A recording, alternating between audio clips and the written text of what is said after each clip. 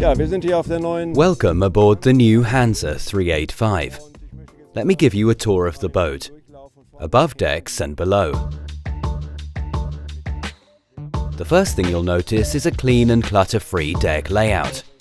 All the halyards are covered. Starting at the bow, we've redesigned the anchor fitting. The vertical stem requires a longer fitting to keep the anchor clear from the bow. A step and an eye for the asymmetrical spinnaker are integrated. The furler is above decks for maximum headsail size. We've raised the chain locker's lid a bit, so that the chain outlet can be kept fairly small. The deck is now bonded onto the hull like on our bigger boats, without an aluminium rail. This recess makes the hull look a bit slimmer. It also provides extra strength for docking and fenders. Taking a closer look at the chain locker, we can see that it's neat and clean. It's self-draining and has been designed to hold not only your anchor chain, but also 2 or 3 fenders. Let's take a look at the front hatch. There are actually 2 large hatches for the front cabin. They are flush with the deck, which could cause drainage problems. Our solution is to drain the front hatch directly into the anchor locker right here, eliminating the need for an extra drain duct. This is the track for the self-tacking jib, which is standard at Hanse. All halyards are led to the cockpit through these halyard tunnels with generous openings. The track of the 105% jib is well inboard, not obstructing crew movement on deck. The main sheet is kept out of the cockpit. It's mounted right in front of the Dodger. We've changed to a German main sheet system, allowing you to work the sheet from both ends. The main sheet is led to the helmsman's positions on both sides. All other ropes and halyards are led back here. This leaves us with a clean cabin top without winches or halyards, which is quite unique. This gives us room for a hatch and some storage space. This dinner tray is included in delivery. It fits here snug and safe, and you can also use it in the galley. This is the helmsman's position, offering an unobstructed view forward and direct access to the winches and jammers. Everything's in a convenient position, all ropes entering the winch at a good angle. The optional electric winch makes sail handling incredibly easy. The instruments are right here. Another innovation is this extra locker for the halyards. There's ample room for everything. The lid is resin transfer molded, with a smooth finish also on the inside. The top is covered with teak. The twin steering wheels come as standard. Standing at the side of the boat, the view forward is unobstructed. At the same time, it's very convenient to have this walkway between the wheels. The stern design is semi-open, offering some protection even when the transom platform is open. On starboard, there's the engine vent and the gas bottle locker. Also the manual bilge pump and the stern shower. We've redesigned the locker lids. The seat depth is now 50 centimeters for improved comfort. We've moved the hinges to the side for a snug fit. The lid handle is a bit lower now. Again, the inner surface has a smooth finish due to resin transfer molding. A well-designed locker with a good drainage system. We moved the steering system close to the locker, giving you a surface long enough to sunbathe in comfort.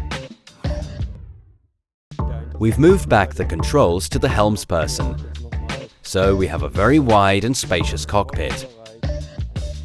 It's almost as wide as on the Hanse 445, a bit shorter of course.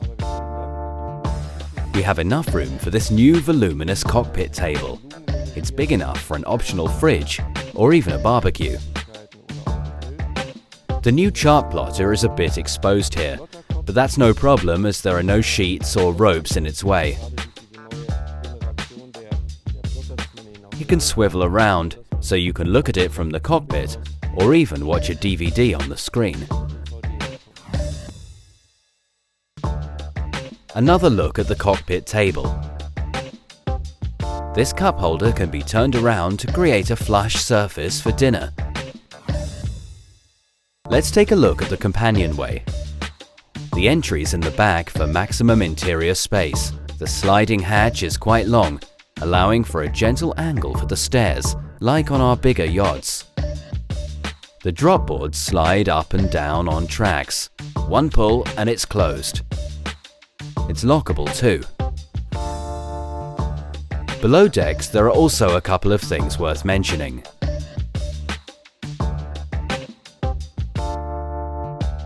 Here we see the companionway stairs. The new angle makes them very comfortable to use, especially for a boat of this size. A typical Hanse feature is the light switch right at the companionway. You can switch on the light here when coming aboard, even if the battery main switch is disconnected. The standard version, what we call the C1 layout, features an extended galley section. This sliding cupboard can be replaced by a second fridge, also with sliding mechanism. You still have enough large cupboards. This cover disappears behind the cooker for easy access. The top-loading fridge is tried and tested at Hanse. Looking into the main cabin, we can see that it's exceptionally wide for this class of yacht. We'll get back into that. Let's first take a look at the new nav station with the new seat. It's made from molded plywood covered with leather. It's retractable and offers comfortable seating even when the boat is heeling. It's also at a good height and with enough space at the knees. The new main cabin table is drop-leafed on both sides, so the settee can also be used as a berth. We have another one of these dual-purpose cup holders here. Also, we have new lights, like on the bigger yachts, with an additional red bulb for night sailing. The backrest has a new contour, providing better comfort. A standard feature is this little wine cellar in the bilge, right next to the nav station. Looking at the ceiling, you can see the completely re-engineered inner deck mold with integrated handrails and indirect light. It goes all the way through to the forward cabin. The controls are the same as on the big yachts. Here we are in the port aft cabin of the Hanse 385. A new optional feature is this foldable backrest, converting the berth into a settee. There's enough headroom and the lamp is at hand. The kids like it in combination with the multimedia board. They can put their PlayStations or whatever in there and have their privacy here. The front cabin also features a new inner deck mold, providing complete lining and a lot of portholes. We've already seen the second hatch from the deck. It gives better ventilation and a whole new impression of space and light. Plus, we have indirect lighting also here in the front cabin. We have a new concept also in the head. At 1.70 m, it's pretty wide. We've done away with the folding door and now use the entire room as shower basin. The parts that can get wet are covered. There's ample headroom and good free moving space. This was a short guided tour of the new Hanse 385, giving you an overview of some of the new features. I believe that we have a good product on the market and look forward to its success.